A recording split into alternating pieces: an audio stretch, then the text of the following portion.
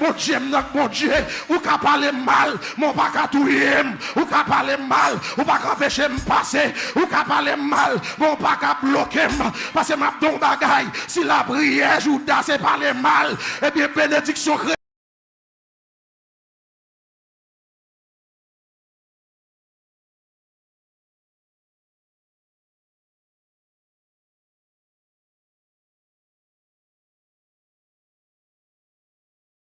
Je n'aime pas